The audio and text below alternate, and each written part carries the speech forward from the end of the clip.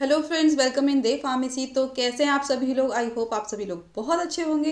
तो मेरा नाम है नामिका गौतम और मैं आपके सामने आज जो लेकर आई हूँ वो फार्माकोथेरापेटिक्स के कुछ इंपॉर्टेंट क्वेश्चंस हैं जो आपके यूनिवर्सिटी एग्जाम के लिए बहुत इंपॉर्टेंट हो सकते हैं। तो बहुत ध्यान से इन क्वेश्चंस को समझिएगा क्योंकि ये वेरी वेरी इंपॉर्टेंट क्वेश्चंस हैं। और देख लीजिएगा, इन क्वेश्चंस में ज़रूर आपकी यूनिवर्सिटी के एग्ज़ाम में ये क्वेश्चंस आएंगे, डेफिनेटली आएंगे। तो चलिए शुरू करते हैं। और जो भी लोग चैनल पर नए हैं, दे फार्मेसी की चैनल को अब तक सब्सक्राइब नहीं किया है तो सब्सक्राइब ज़रूर कीजिएगा, कमेंट कीजिएगा, लाइक कीजिएगा और प्ले स्टोर से दे फार्मेसी की जो एप्लीकेशन है उसको भी डाउनलोड करके अपनी लाइव क्लासेस जो शुरू होने वाली हैं वो आप अटेंड कीजिएगा।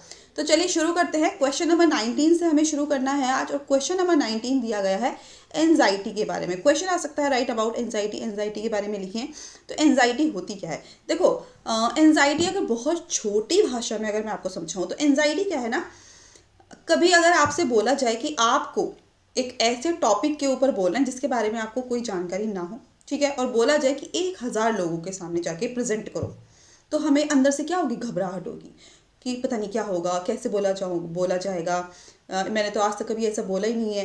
या फिर आप ऐसे समझ सकते हो जिस टाइम आपका वाइवा होता है या फिर जिस टाइम आप एग्ज़ाम देने जाते हैं, एग्ज़ाम देने से जो थोड़ी सी देर पहले जो घबराहट होती है ना कि पता नहीं कैसा क्वेश्चन पेपर आएगा, पता नहीं मैं लिख पाऊंगा या नहीं लिख पाऊंगा, या लिख पाऊंगी या नहीं लिख पाऊंगी, वो जो घबराहट होती है अंदर से, जो बहुत ज़्यादा टेंशन, जो विचार बहुत ज़्यादा हमारे दिमाग में बहुत ज़्यादा अटैक करते हैं, उस कंडीशन को बोला जाता है एनजाइटी। ठीक है। तो एनजाइटी क्या है? हमारी एक सीएनएस डिसऑर्डर है। हमारे ब्रेन का जो सीएनएस पार्ट है वो एक डिसऑर्डर होता है जिसमें बहुत तरह तरह के सिम्टम्स हमें दिखाई देते हैं। तो कौन कौन से सिम्टम्स दिखते हैं? जो बंदा है वो बहुत ज़्यादा ऐसा परेशान दिखता है, बहुत ज़्यादा चिंता करता है कि पता नहीं क्या होगा, कैसे क्वेश्चन देंगे, ऐसा तो नहीं है मैं कहीं फेल हो जाऊंगा, ऐसा तो नहीं कहीं बैक आ जाएगी। तो इस तरीके के क्वेश्चन, बहुत ज़्यादा चिंता होती है और उसके अंदर एक डर बना रहता है। ठीक है, चिंता और डर दोनों हो जाती हैं। और पर्सन कैसा लगता है हमें? सॉरी, सॉरी, जो पर्सन है वो कैसा होता है? नर्वस हो जाता है। हम बोलते हैं ना कि हाथ पैर पीले हो, हाथ पैर एकदम ठंडे हो जाना, पसीना आना, इस तरीके के हमें सिम्टम्स दिखते हैं। तो पर्सन कैसा हो जाता है? नर्वस हो जाता है, रेस्टलेस हो जाता है, एकदम थका सा, एकदम हारा हारा सा जैसे फील करता है। टेंशन होती रहती है। जो हार्ट रेट है उसकी धड़कन जो है बहुत तेज बढ़ी रहती है। तो टेकिकार्डिया इसको बोलते हैं। टेकी टेकिकार्डिया, ठीक है। फैन नहीं चल रहा है ना, कोई बात नहीं, चलो। टेकिकार्डिया हो जाता है। स्वेटिंग, बहुत ज़्यादा पसीना आता है हाथ पैरों में। चेस्ट में पेन भी कभी कभी ऐसे देखा जाता है, जो बहुत ज़्यादा एंजाइटी के पेशेंट होते हैं उनको बहुत ज़्यादा चेस्ट पेन होता है। ठीक है। अगर इटियोलॉजी की बात की जाए तो कौन कौन से फैक्टर्स है? तो केमिकल इम्बैलेंस होने की वजह से। अभी हम आगे पढ़ेंगे केमिकल इम्बैलेंस किस चीज़ से। इन्वायरमेंटल फैक्टर हो सकता है, हमारा हमारा जो इन्वायरमेंट है उसमें इस तरीके के लाइफस्टाइल ना हो और हो सकता है एंजाइटी का फैक्टर उसमें जनरेट हो जाए।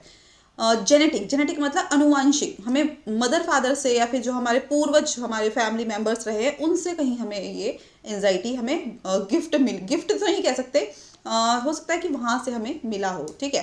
तो 3 टाइप के इटियोलॉजी। केमिकल इम्बैलेंस, हमारे ब्रेन के अंदर जो न्यूरोट्रांसमीटर्स है हो सकता है उसमें किसी तरीके की खराबी हो गई हो।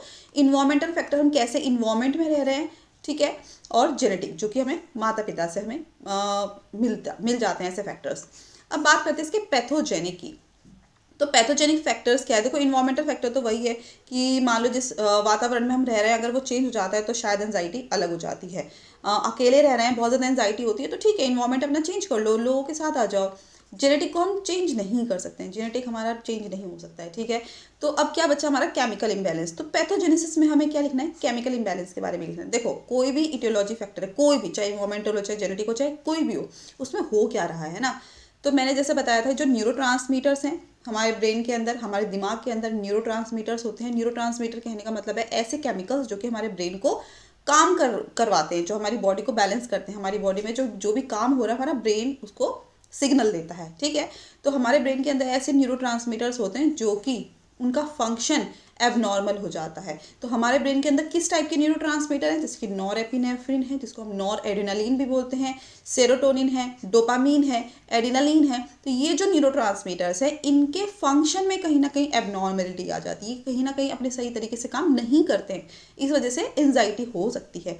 और फिर उसके बाद क्या होगा? जो हमारा ब्रेन का पार्ट है, कौन सा? Hippocampus brain. मैंने बताया भी था एक बार किसी क्लास में कि जो हमारा ब्रेन का हिप्पोकैम्पस पार्ट है वो कहीं ना कहीं क्या करता है, फियर को इंड्यूस करता है। फियर मतलब डर को बढ़ा देता है। तभी तो वो जो हाइपोथैलेमस का जब एक्टिवेशन होता है उसके बाद क्या हो रहा है, हाइपोथैलेमस जो हमारा जो हिप्पोकैम्पस ब्रेन है, हिप्पोकैम्पस ब्रेन के अंदर जो हमारा हाइपोथैलेमस ब्रेन है, ये हाइपोथैलेमस ब्रेन का एक्टिवेशन हो जाता है।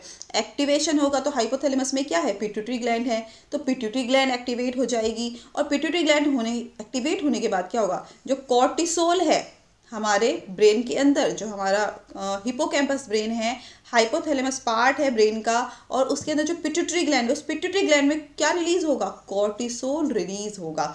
और इस कॉर्टिसोल के रिलीज होने की वजह से जो स्ट्रेस हार्मोन है, जो चिंता फिक्र वाला जो हार्मोन है, वो कहीं ना कहीं रिलीज करता है, और उसी वजह से क्या हो जाती है, एंजाइटी हो जाती है।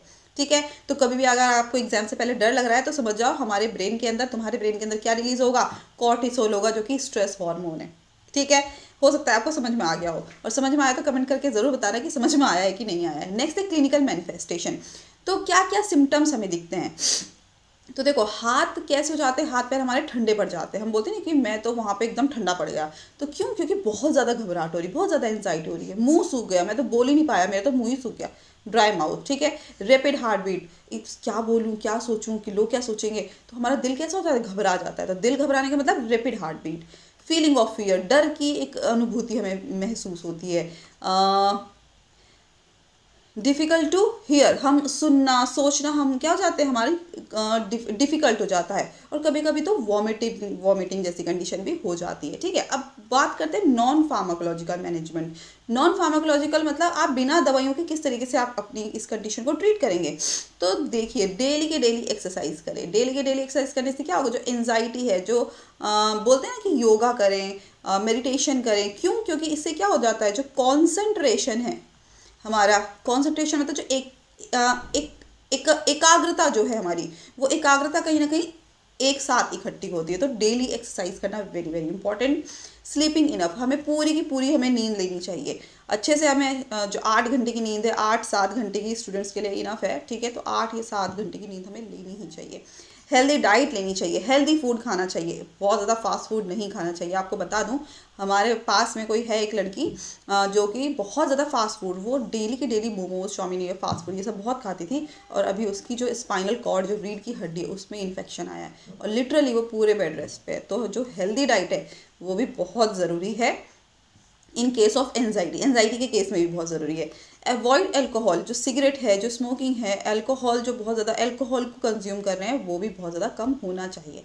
अब फार्माकोलॉजिकल मैनेजमेंट की बात करें, फार्माकोलॉजिकल मैनेजमेंट मतलब कि क्या क्या दवाइयाँ हो सकती है। तो देखो, पहला है बेंजोडाइजेपिन। तो बेंजोडाइजेपिन कैटेगरी की जो ड्रग्स है, जैसे कि डायजापाम है, एल्प्राजोलाम है, क्लोनाजिपाम है, लोराजिपाम है, ऑक्साजिपाम, क्लोबाजाम या फिर फ्लूराजिपाम, ये सारी ड्रग्स क्या है, बेंजोडाइजेपिन कैटेगरी के। ठीक है, BZD बोलते हैं इसको शॉर्ट में। तो BZD कैटेगरी को बिलोंग करती हैं ऐसी ड्रग्स जो कि एंजाइटी को ट्रीट करती हैं। दूसरी है नॉन बेंजोडाइजेपिन एंजियोलाइटिक्स। तो नॉन बेंजोडाइजेपिन मतलब जैसे कि मेप्रोवेमेट है, जोपिक्लोन है, जोल्पिडेम है, ये सब ड्रग हमारी क्या है, बेंजोडाइजेपिन कैटेगरी बिलोंग नहीं करती है, लेकिन एंजाइटी को ट्रीट करती है। ओके, नेक्स्ट है एजापायरोन्स। एजापायरोन जैसे बसपायरोन है, गेपिरोन है, इस्पापायरोन है। ठीक है, तो ये ड्रग्स हैं जो कि एंजाइटी को ट्रीट कर रही हैं। ओके, नेक्स्ट है सिडेटिव हिप्नोटिक्स। सिडेटिव हिप्नोटिक्स भी कैटेगरी है जो कि एंजाइटी को कम करती है, जिसके अंदर बार्बिचुरेट ड्रग आती है, जैसे कि फिनोबार्बिटल है, पेंटोबार्बिटल है, एमोबार्बिटल है। तो ये सब ड्रग्स क्या है, बार्बिचुरेट कैटेगरी को बिलोंग करती हैं। ठीक है, ये तो बात हो गई क्वेश्चन नंबर 19 की। अब हम बात करते हैं क्वेश्चन नंबर 20 की, जो कि साइकोसिस। तो साइकोसिस का मतलब क्या है, तो साइकोसिस का मतलब है कि ये जो साइकोसिस कंडीशन है, ये ऐसी मेंटल कंडीशन है, ऐसी दिमाग का एक ऐसी कंडीशन है जिसमें जो पर्सन है, ठीक है, वो रियलिटी से डिस्कनेक्ट हो जाता है। रियलिटी से डिस्कनेक्ट हो जाता है मतलब उसे जो रियल में है उसको वो चीज़ फील नहीं होती है। उसके दिमाग में अपनी ही एक इमेज क्रिएट हो जाती है, और उसी इमेज को वो अपना मान के जब तक वो बीमारी रहती है तब तक वो उसी को ही सच मान लेता है। ठीक है, एक मूवी भी है परफॉर्मेंस करके, शेरलॉक होम्स करके, आप देखिएगा तो उसमें भी क्या है, जो पर्सन है वो क्या करता है, एक एक इमेज को क्रिएट कर लेता है, एक इमेज बना लेता है, और उसी इमेज को, उसी पर्सन को वो रियल मान के उससे बातें भी करता था, है ना। उससे सब चीज़, उससे ऐसा लगता है कि रियल बात है, लेकिन ऐसे रियल कुछ नहीं होता है। जो है नहीं उसको सच मान रहा था। तो रियलिटी से क्या हो जाता है, वो डिस्कनेक्ट हो जाते हैं, और इसमें पर्सन को क्या होती है, हेलुसिनेशन होती है। और हेलुसिनेशन का मतलब वही है कि कोई चीज़, मान लो हम मान रहे हैं कि वो एग्जिस्ट करती है, लेकिन वो एग्जिस्ट नहीं करती थी, ठीक है, या नहीं करती होती है। तो इसमें पर्सन को ऐसा लगता है कि जैसे उसको कुछ सुनाई दे रहा है, ऐसा लगेगा जैसे कुछ आवाज़ें आ रही हैं, कोई दिखाई दे रहा है। इसमें पर्सन झूठ वाली बातों को, कि एक्चुअली में एग्जिस्ट नहीं करती हैं चीज़ें, वो एक्चुअली में है नहीं, लेकिन फिर भी पर्सन को ऐसा लग रहा है कि वो सच में है, और उसे ही वो सच मानने लगता है। और इसको सीजोफ्रेनिया भी बोलते हैं। तो सीजोफ्रेनिया कंडीशन, आप मेरे साथ साथ बोल सकते हैं अगर आपको बोलने में तकलीफ हो रही है, सीजोफ्रेनिया, ठीक है, सीजोफ्रेनिया। तो इस कंडीशन को सीजोफ्रेनिया भी बोला जाता है। और सीजोफ्रेनिया का मतलब है कि बहुत ज़्यादा एक भ्रम की स्थिति को क्रिएट करना, ठीक है। इटियोलॉजी क्या है, इटियोलॉजी में क्या होता है, इसमें एग्जैक्ट कॉज तो हमें नहीं पता है कि क्यों हो रहा है, ये हमें नहीं पता, लेकिन कुछ ऐसे फैक्टर्स हैं जो कि रिस्पॉन्सिबल होते हैं। जैसे कि ब्रेन में ट्रॉमा हो जाना, मान लो ब्रेन के अंदर ट्रॉमा है, या फिर एपिलेप्सी होना, जो मिर्गी के दौरे बोलते हैं, ऐसी कंडीशन में भी कंडीशन होती है। अल्कोहल की वजह से, अल्कोहल जो बहुत ज़्यादा लोग पीते हैं उनको चीज़ें सुनाई देने लगती हैं, साइकोसिस वाली कंडीशन आने लगती है। स्ट्रोक की वजह से, स्ट्रोक की कंडीशन में भी ऐसा हो जाता है। और ब्रेन इंजरी, अगर दिमाग में कोई चोट लगी है तो ऐसी कंडीशन हो जाती है। और कुछ कभी कभी जेनेटिक फैक्टर की वजह से भी हमें कंडीशन देखी जाती है। अब है पैथोजेनेसिस। मान लो कोई भी इटोलॉजिकल फैक्टर है, ये जो हमने ऊपर पढ़े हैं इनमें से कोई भी इटोलॉजिकल फैक्टर हमारे ब्रेन में आ गया, तो ब्रेन में हो सकता है सिस्ट हो, ट्यूमर हो, स्ट्रोक हो, अल्कोहल की वजह से कोई भी कंडीशन, ठीक है। तो फिर क्या होगा, जो हमारे न्यूरॉन्स है ब्रेन के अंदर, हमारे क्या है, न्यूरॉन्स है, तो उन न्यूरॉन्स में कहीं ना कहीं इन्फ्लामेशन हो रहा है, सूजन हो सकती है, स्वेलिंग हो सकती है, ठीक है, पेन हो सकता है। तो हो सकता है न्यूरॉन्स में इन्फ्लामेशन हो गया हो, और उस इन्फ्लामेशन होने की वजह से जो हमारे ब्रेन के अंदर केमिकल्स हैं, जिनको हम न्यूरोट्रांसमीटर्स बोलते हैं, जिनको हम न्यूरोकेमिकल्स बोलते हैं, उनका बैलेंस खराब हो जाता है, उनमें इम्बैलेंस की कंडीशन आ जाती है। और ब्रेन ने जो अपना काम करना था, ब्रेन अपना जो काम करने का जो तरीका है वो डिसफंक्शन हो जाता है, तो ब्रेन सही से काम नहीं कर पाता है, और उसी कंडीशन में क्या हो जाएगा, साइकोसिस हो जाएगी, ठीक है। नेक्स्ट है क्लिनिकल मैनिफेस्टेशन। तो हेलुसिनेशन हो जाता है, चीज़ें हमें दिखने लगती हैं जो कि एग्जिस्ट नहीं करती, जो कि एक्चुअली में होती नहीं है। बात चेंज करना, हम बात करते करते हम भूल जाएंगे क्या बात कर रहे हैं, और अचानक से ऐसी चीज़ें हम बोलने लगेंगे जो हमने कभी ना देखी है ना सुनी है। आपने बहुत कहानियाँ सुनी होंगी, बहुत किस्से ऐसे सुने होंगे कि उस पर इस तरीके की, वो तो अचानक से ही पता नहीं क्या बातें करने लगा था, उसकी तो आवाज़ ही चेंज हो गई थी, उसमें तो इतनी ताकत आ गई थी।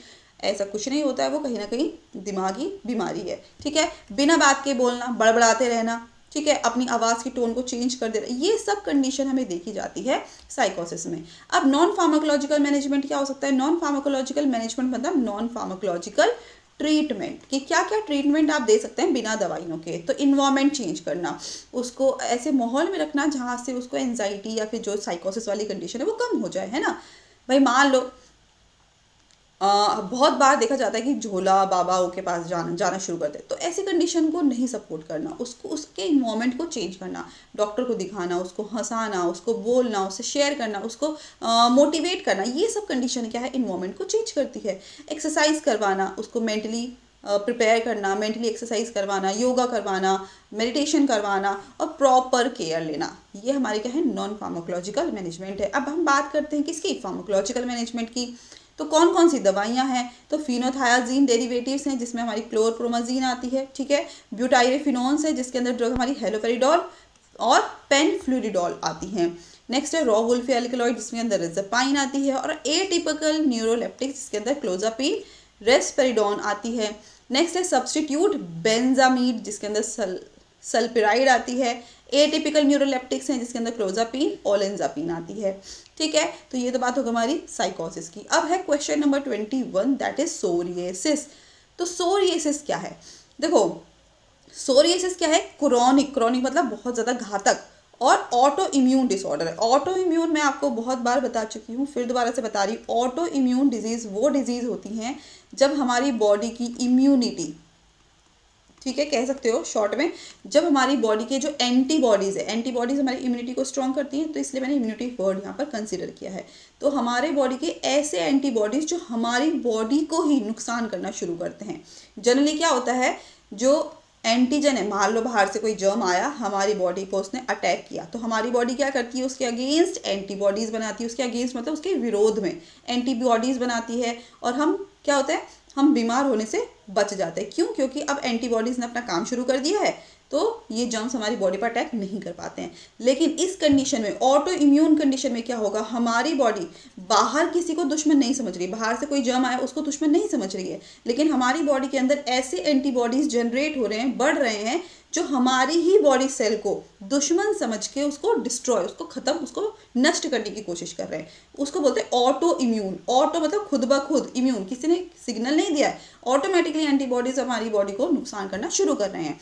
और इसमें स्किन के जो सेल होते हैं वो बहुत तेज़ी से बनने लगते हैं, ठीक है, जो स्किन के ऊपर आ जाते हैं। तो स्किन, मान लो हमारी स्किन है, इसके ऊपर सेल क्या है, ऐसे इकट्ठे होते चले जा रहे हैं, ठीक है, ऊपर के ऊपर आते जा रहे हैं, और स्किन पर एक मोटी परत, एक पिंक कलर का, एक रेड कलर के जो पैचेस है, पैच मतलब उसको क्या बोलेंगे, पैचेस ऐसे समझ लो कुछ गांठें जैसी, ठीक है, पैचेस एक के ऊपर एक लेयर बनती चली जाती है। अब इटियोलॉजी क्या है, इटियोलॉजी जब हमारा इम्यून सिस्टम ओवर एक्टिव हो जाता है। अब बोलते हैं ना कि बहुत ज़्यादा भी नहीं होना चाहिए, बहुत कम भी नहीं होना चाहिए, तो इम्यूनिटी हमारी इतनी ज़्यादा भी ना हो जाए कि हमारी ही बॉडी हमारी बॉडी को नुकसान करना शुरू कर दे। तो हमारा इम्यून सिस्टम जब ओवर एक्टिव हो जाता है, ज़्यादा ही काम करने लगा है, तो ऐसी कंडीशन हो जाती है।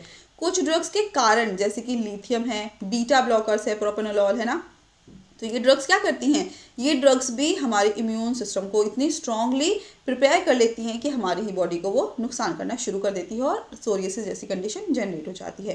कोल्ड वेदर के कारण, अगर बहुत ज़्यादा ठंड है, ठंड में क्या बोला जाता है, सर्दी में क्या बोला जाता है कि लोशन लगाओ, है ना, अपने बॉडी को मॉइस्चराइज करो। क्यों?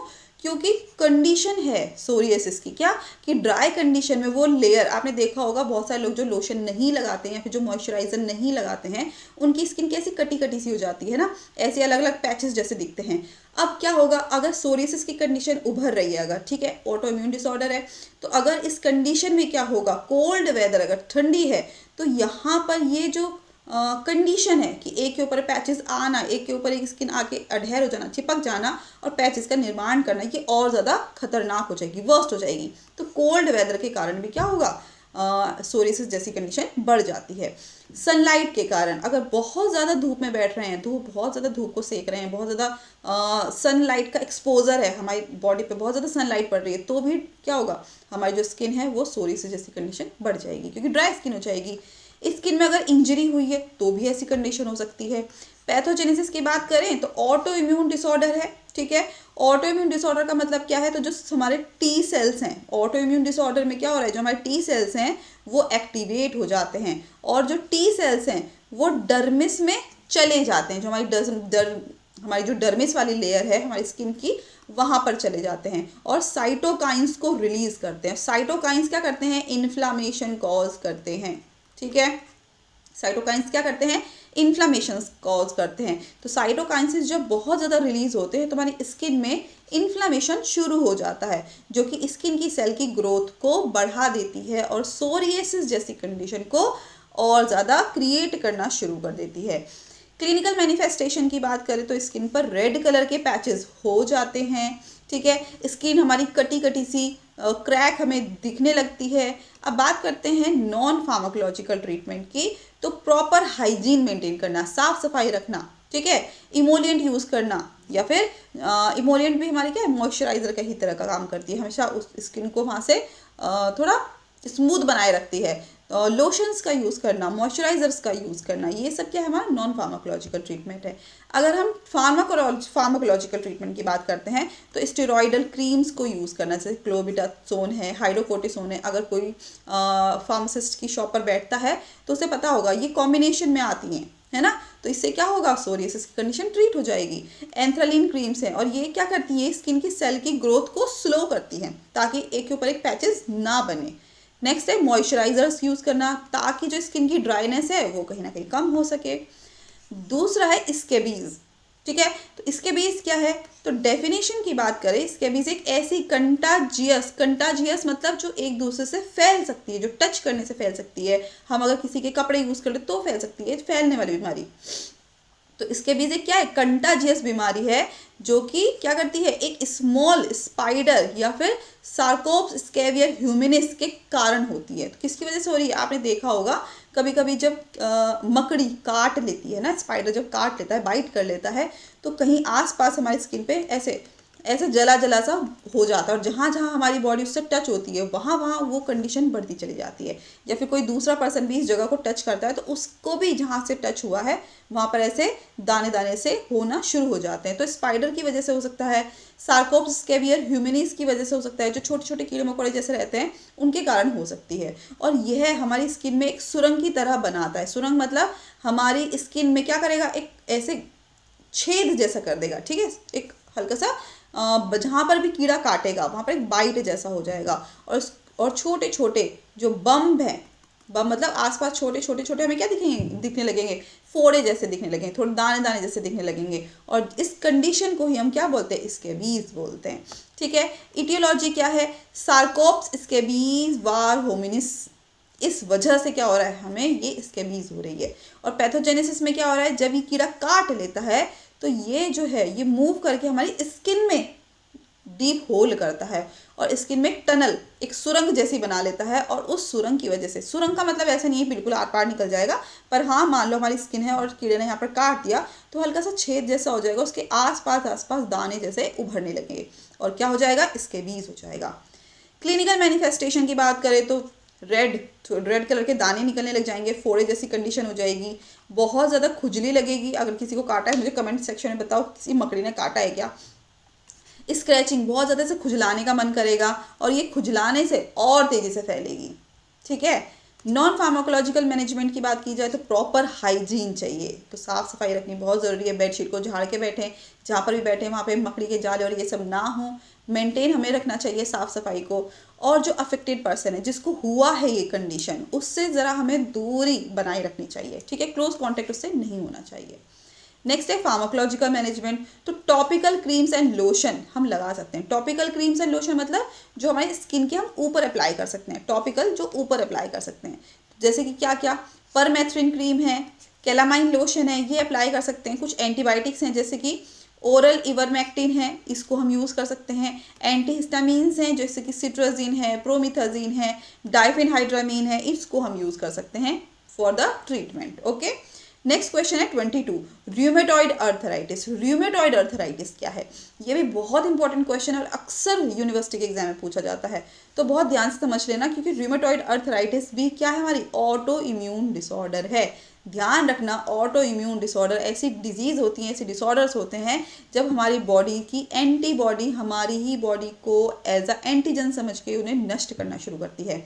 तो र्यूमेटॉइड अर्थराइटिस लंबे समय तक रहने वाली, धीरे धीरे आगे बढ़ने वाली डिजीज़ है।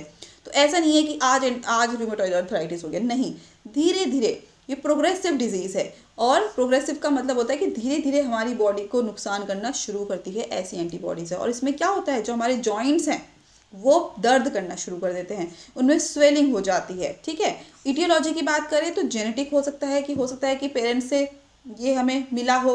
ऑटो इम्यून डिसऑर्डर है, ऑटो इम्यून मैंने बता ही दिया आपको। इन्वायरमेंटल फैक्टर है, हमारा खाना पीना, हमारा रहना किस तरीके से, लाइफस्टाइल कैसी है, उसकी वजह से हो सकता है। और हार्मोनिक भी हो सकता है कि हमारे बॉडी के हार्मोन्स भी रूमेटॉइड अर्थराइटिस कॉज कर सकते हैं।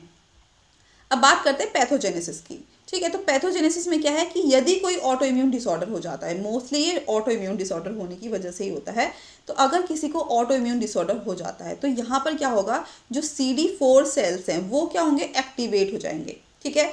मान लो हमें रूमेटॉइड अर्थराइटिस हो गया, तो इसमें ये क्या है, हमारी ऑटो इम्यून डिसऑर्डर है। इस ऑटो इम्यून डिसऑर्डर में जो CD4 सेल्स हैं वो एक्टिवेट हो जाएंगी, CD4 सेल एक्टिवेट हो जाएंगी, और जो T सेल्स हैं वो भी एक्टिवेट हो जाएंगी। जिस कारण क्या होगा, अभी बताया था, T सेल्स एक्टिवेट होंगी तो साइटोकाइंस एक्टिवेट हो जाएंगी। तो CD4 सेल और T सेल्स क्या करेंगी, साइटोकाइंस के प्रोडक्शन को, साइटोकाइंस के बनने को बढ़ा देंगी, जिससे क्या होगा, साइटोकाइंस क्या करेंगे, इन्फ्लामेशन कॉज करेंगे, और इन्फ्लामेशन कॉज होगा तो दर्द बढ़ेगा, स्वेलिंग बढ़ेगी, रेडनेस बढ़ेगी और रूमेटॉइड अर्थराइटिस की कंडीशन भी बढ़ जाएगी। ठीक है, अब बात करते हैं क्लिनिकल मैनिफेस्टेशन की। तो क्या होगा क्लिनिकल मैनिफेस्टेशन, किस तरीके से सिम्टम्स दिखेंगे, तो जॉइंट में पेन हमें दिखाई देगा बहुत ज़्यादा, जॉइंट मतलब जोड़, ठीक है, जहाँ भी हमारी हड्डी के जोड़ हैं, चाहे वो फिंगर्स हो, चाहे वो कोनी हो, चाहे वो शोल्डर हो, कंधे हो, चाहे हमारे पैर का एंकल हो, ठीक है, एडी वाला पार्ट जो है, तो वहाँ पर क्या होगी, स्वेलिंग हो सकती है, जॉइंट में रेडनेस हो सकती है, पेन हो सकता है, अकड़न हो सकती है। ठीक है, ट्रीटमेंट हम क्या देंगे, ट्रीटमेंट की बात करते हैं तो डेली एक्सरसाइज करना बेटर ऑप्शन है। क्यों, क्योंकि फ्लेक्सिबिलिटी हमारी बॉडी की बढ़ी रहती है। अच्छी डाइट लेना, ठीक है, हेल्दी फूड खाना, जो हॉट एज कोल्ड पैक्स हैं उसको यूज़ करना। तो अगर बहुत ज़्यादा अकड़न हो रही है तो जो ठंडे पैक्स हैं उनको यूज़ करना, हॉट पैक्स को यूज़ करना, जिससे क्या होगा, इन्फ्लामेशन कहीं ना कहीं कम होगा। तो इन्फ्लामेशन कम होगा तो जो रूमेटॉइड अर्थराइटिस की कंडीशन बढ़ी हुई है वो कहीं ना कहीं कम हो जाएगी। नेक्स्ट है फार्माकोलॉजिकल ट्रीटमेंट। अब फार्माकोलॉजिकल ट्रीटमेंट क्या है, तो इस डिजीज़ के लिए, ठीक है, इस डिजीज़ के लिए एज सच कोई स्पेशल ड्रग नहीं है कि मान लो इस कैटेगरी की ड्रग खा लो आपका रूमेटॉइड अर्थराइटिस सही हो जाएगा, इसकी कोई एज सच ड्रग नहीं है, कोई ड्रग मतलब कोई दवा नहीं है। लेकिन बहुत से ट्रायल्स के बाद जो हमारे DMARDs हैं, जैसे disease modifying anti rheumatoid drugs जो हैं, ये थेरेपी, ये ट्रीटमेंट इस कंडीशन में यूज़ किया जाता है। जैसे पैरासीटामोल हो गया, आइबुप्रोफेन हो गया, डाइक्लोफिनेक हो गया, मिलॉक्सिकैम हो गया, और ये सब किस में आते हैं, हमारे एनसेड की कंडीशन में आते हैं, non steroidal anti inflammatory disease. Next है स्टेरॉइड्स। कुछ स्टेरॉइड्स भी यूज कर सकते हैं, जैसे कि क्या, कॉर्टिकोस्टेरॉइड्स और जैसे कि प्रेडनिसोलोन। क्यों, क्योंकि ये स्टेरॉइड्स भी ड्रग क्या करती है, इन्फ्लामेशन को कहीं ना कहीं रिड्यूस करती हैं, और रिड्यूस करने से क्या होगा, इन्फ्लामेशन, पेन भी कम होगा, स्वेलिंग भी कम हो जाएगी। ठीक है, अब क्या है, कन्वेंशनल DMARD। अब कन्वेंशनल DMARD क्या है, ये ड्रग्स जो है वो रूमेटॉइड अर्थराइटिस के प्रोग्रेशन मतलब रूमेटॉइड अर्थराइटिस के बढ़ने को कहीं ना कहीं रोक देते हैं। जैसे कि मीथोट्रेक्सेट है, ठीक है, लेफ्लुनोमाइड है, हाइड्रोक्सीक्लोरोक्विन है, ठीक है, तो ये हमारे। नेक्स्ट है क्वेश्चन नंबर 23, ओस्टियोआर्थराइटिस। ओस्टियोआर्थराइटिस की डेफिनेशन क्या है, अर्थराइटिस तो है लेकिन ओस्टियोआर्थराइटिस क्या मतलब है इस बात का, तो यह भी एक तरीके का अर्थराइटिस ही होता है, लेकिन यह सबसे कॉमन डिजीज है और इसमें सबसे ज़्यादा लोगों को ओस्टियोआर्थराइटिस हो जाता है। ठीक है, और ये इसका क्या मतलब है, जब बोन के आसपास वाले प्रोटेक्टिव टिश्यूज, ये बोन है, ठीक है, तो बोन के आसपास के जो प्रोटेक्टिव टिश्यूज हैं, जैसे कि कार्टिलेज हुआ, साइनोवियल फ्लूइड हुआ, यहाँ पर जब धीरे धीरे इनका डैमेज होना शुरू हो जाता है, तब जॉइंट में पेन होने लगता है। आपने सुना होगा ना, बोलते हैं कि घुटनों की ग्रीस खत्म हो गई है, या फिर आपस में जो घुटने हैं उनका कार्टिलेज, उनकी जो कार्टिलेज का मतलब है ये जो, मान लो ये तुम्हारा घुटना है, ठीक है, ये जॉइंट है, जॉइंट के ऊपर आपने बोन ऐसी देखी होगी ना, बोन ऐसी होती है, ठीक है, और दूसरी बोन ऐसे जुड़ी होती है। तो कार्टिलेज हमारा यहाँ पर होता है, बोन मैरो ये होती है ना, और ये साइनोवियल फ्लूइड होता है। तो हो सकता है इन फ्लूइड में कोई कमी आ गई हो सकता है कार्टिलेज अंदर सही ना बन रहा हो, इस वजह से जॉइंट में पेन होना शुरू हो जाता है, जिसकी वजह से ऑस्टियोआर्थराइटिस हो जाता है। अब इटियोलॉजी क्या है, मान लो हो सकता है कोई इंजरी हुई हो, कोई चोट लगी हो पुरानी, कार्टिलेज इंजर्ड हो गया हो, लिगामेंट टेंडन्स बोलते हैं ना, टेंडन रप्चर हो गया, मांस अंदर फट गया, तो लिगामेंट डैमेज हो गया हो, इस वजह से क्या होगा, ये जो है इसका मेटाबॉलिक डिसऑर्डर के कारण भी होता है। तो इंजरी की वजह से भी हो सकता है, मेटाबॉलिक डिसऑर्डर होने की वजह से भी हो सकता है, बहुत ज़्यादा ओबेसिटी, मोटापा होने की वजह से भी हो सकता है, बैठने का सही तरीका ना होने की वजह से, मान लो पालथी मार के बैठे हैं, एक दूसरे के ऊपर घुटना रख के बैठे हैं और एकदम से जब जैसे ही उठे तो घुटने में बहुत दर्द हुआ। क्यों, क्योंकि हमारे बैठने का जो पोस्चर है कहीं ना कहीं वो सही नहीं था।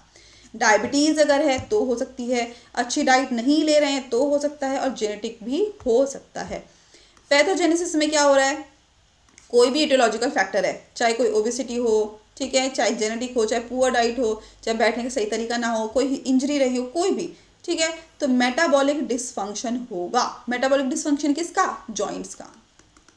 ठीक है, जिसकी वजह से जो कार्टिलेज है, मैंने बताया कार्टिलेज क्या है, तो उनका डीजेनरेशन होगा। कार्टिलेज में कहीं ना कहीं दिक्कत आएगी, डीजेनरेट हो जाएंगी और कार्टिलेज धीरे धीरे कहीं ना कहीं कम होने लगेंगे, पतले होने लगेंगे, जिसकी वजह से वो जॉइंट पेन करने लगेगा और ऑस्टियोआर्थराइटिस जैसी कंडीशन हो जाएगी। नेक्स्ट है क्लिनिकल मैनिफेस्टेशन। क्या क्या हमें सिम्टम्स दिखाई देंगे? तो जॉइंट में पेन होगा, इन्फ्लामेशन हो सकता है, घुटने में टक टक की आवाज़ आ सकती है। घुटने मतलब किसी भी जॉइंट में क्रैक करने की आवाज़ आ सकती है, ऐसा लगे कुछ टूट गया है, ठीक है, तो साउंड ऑफ क्रैकिंग हो सकती है। फार्माकोलॉजिकल मैनेजमेंट की बात की जाए तो डेली एक्सरसाइज करना, ठीक है, वेट अगर ज़्यादा है उसको कम करना, अगर गलत तरीके से बैठे हैं तो उसके पोस्चर को, तभी तो बोलते हैं जिस तरीके से बैठे हैं उसको उसकी पोजीशन चेंज करती रहनी चाहिए। तो रॉन्ग पोस्चर की वजह से भी आर्थराइटिस, ऑस्टियोआर्थराइटिस हो सकता है, जो कि ट्रीटमेंट हो सकता है इसका अगर हम उसको चेंज कर लेंगे। हेल्दी डाइट रखना, तो हेल्दी खाना खाना। नेक्स्ट है फार्माकोलॉजिकल मैनेजमेंट, तो ओरल पेन किलर्स लेना, ठीक है, पैरासीटामोल हो गया, एसिटामिनोफेन जिसको हम बोलते हैं, ठीक है, एस्पिरिन हो गया, आइबुप्रोफेन हो गया, ये हम ड्रग ले सकते हैं। कुछ ऐसी ड्रग्स हैं जो कि हम टॉपिकली, जो हम स्किन पे अप्लाई करके भी उससे ट्रीटमेंट ले सकते हैं, जैसे डाइक्लोफिनेक इमल जेल है, कीटोप्रोफेन जेल है, पायरोक्सिकैम जेल है। आप मार्केट में बहुत सारी प्रिपरेशन देखेंगे, तो ऐसे पेन किलर जो कि टॉपिकल अप्लाई कर सकते हैं ताकि वहाँ पर इन्फ्लामेशन कम हो जाए। कुछ एनसेड्स हैं जैसे कि आइबुप्रोफेन है, नेप्रोक्सेन है, कुछ कॉर्टिकोस्टेरॉइड्स है जैसे कि कॉर्टिसोन है। नेक्स्ट क्वेश्चन है 24, दैट इज हाइपरलिपिडीमिया। देखो हाइपर मतलब होता है ज़्यादा और लिपिडीमिया का मतलब होता है लिपिड, ठीक है। 24 क्वेश्चन बहुत बहुत इंपॉर्टेंट है। हाइपर हम बोलते हैं क्यों हाइपर हो रहा है, क्यों हाइपर मतलब ज़्यादा, ठीक है, क्या बोलते हैं ना, ज़्यादा हो रहा है, हाइपर हो रहा है, तो ज़्यादा मतलब हाइपर। और लिपिडीमिया मतलब लिपिड का मतलब होता है फैट, ठीक है। अब बहुत ज़्यादा फैट बढ़ेगा तो क्या होगा, हाइपर लिपिडीमिया होगा। आपने सुना होगा कि लिपिड प्रोफाइल करा लो, ठीक है। अब बहुत सुना होगा किसी का कोलेस्ट्रॉल बढ़ा हुआ है, तो वो कंडीशन क्या है, कोलेस्ट्रॉल बढ़े होने की, ट्राइग्लिसराइड्स बढ़े होने की, हाइपरलिपिडीमिया वाली कंडीशन है। जब ब्लड के अंदर फैट की मात्रा, फैट की क्वांटिटी जब बहुत ज़्यादा हो जाती है, उस कंडीशन को हाइपरलिपिडीमिया कहा जाता है। और हाइपरलिपिडीमिया इस तरह की डिजीज़ है जब ब्लड के अंदर लिपिड की मात्रा, फैट की मात्रा बहुत ज़्यादा हो जाती है। और हाइपरलिपिडीमिया को हाइपर कोलेस्ट्रीमिया भी बोलते हैं, ठीक है। तो ध्यान रखना, एग्जाम में ज़रूरी नहीं है कि हाइपरलिपिडीमिया आए, हो सकता है एग्जाम में आया हाइपर कोलेस्ट्रीमीमिया, ठीक है। हाइपर कोलेस्ट्रीमिया मतलब हाइपर मतलब ज़्यादा और कोलेस्ट्रॉल की बात हो रही है, कोलेस्ट्रीमिया। नेक्स्ट है कि जब ब्लड में एचडीएल कोलेस्ट्रॉल के बढ़ने से नहीं होता है। अगर कोई पूछे कि गुड कोलेस्ट्रॉल और बैड कोलेस्ट्रॉल क्या है, तो हमारी बॉडी के अंदर एचडीएल, जिसको बोलते हैं हाई डेंसिटी लिपोप्रोटीन, ठीक है, हाई डेंसिटी लिपोप्रोटीन हमारी बॉडी के लिए बहुत अच्छा लिपिड है, बहुत अच्छा फैट है, ठीक है। वहीं दूसरी तरफ एलडीएल, लो डेंसिटी लिपोप्रोटीन, तो low density lipoprotein bad cholesterol भी बोला जाता है, जो हमारी बॉडी के लिए बिल्कुल भी अच्छा नहीं है। तो हमारी बॉडी के अंदर क्या ज़्यादा होना चाहिए, एचडीएल ज़्यादा होना चाहिए और एलडीएल कम होना चाहिए। नॉर्मल रेंज जितनी होनी चाहिए उतनी ही होनी चाहिए। तो HDL is good for health, LDL is bad for health. तो good cholesterol HDL, bad cholesterol LDL. तो हमारे ब्लड के अंदर एचडीएल कोलेस्ट्रॉल के बढ़ने से नहीं होता है हाइपर कोलेस्ट्रीमिया। कब होता है, जब एलडीएल, बैड कोलेस्ट्रॉल की मात्रा, क्वांटिटी हमारे ब्लड के अंदर बहुत ज़्यादा बढ़ जाती है, तब हमें ये डिजीज होती है। एलडीएल ज़्यादा फैटी चीज़ें, ठीक है, ज़्यादा लिपिड वाली चीज़ें खाने से बढ़ जाता है, ठीक है। बहुत ज़्यादा कचौरी, पकौड़ी, आज तो गोलगप्पे खा लो, आज टिक्की खा लो, ठीक है, बहुत ज़्यादा ऑयली फूड खा रहे हो, तो क्या होगा, एलडीएल ज़्यादा हो जाएगा। तो एलडीएल कब ज़्यादा होगा, जब बहुत ज़्यादा तली भुनी चीज़ें खा रहे हैं। और एलडीएल करता क्या है, तो एलडीएल आर्टरीज़ में जाकर, जो हमारे हार्ट की जो आर्टरीज़ हैं, वहाँ पर जाके कहीं ना कहीं डिपॉजिट हो जाता है, इकट्ठा हो जाता है। और इस डिपॉजिट होने की वजह से जो आर्टरी की जो वॉल है, वहाँ पर जब वो चिपक जाएगा तो वहाँ पर प्रेशर बढ़ जाएगा और हार्ट की जो दिक्कतें हैं, जो हमारा दिल का जो काम करना है, कहीं ना कहीं खराब होना शुरू हो जाएगा। इसीलिए तो बोला जाता है ज़्यादा पूरी, कचौरी, पकौड़ी ये सब नहीं खानी चाहिए, ठीक है, लिमिट में खाना चाहिए। नेक्स्ट है इटियोपैथोजेनेसिस। इटियोपैथोजेनेसिस क्या है, तो हाइपरलिपिडीमिया सब डिवाइडेड किया जाता है दो ब्रॉड कैटेगरीज में। कौन सा, पहला है प्राइमरी हाइपरलिपिडीमिया, दूसरा है सेकेंडरी हाइपरलिपिडीमिया। प्राइमरी हाइपरलिपिडीमिया किससे मिलता है हमें? जेनेटिक्स से, जो हमें अनुवांशिक मिल रहा है, हमारे हाथ में नहीं है लेकिन हमारे पेरेंट्स को था इसलिए हमें हो गया।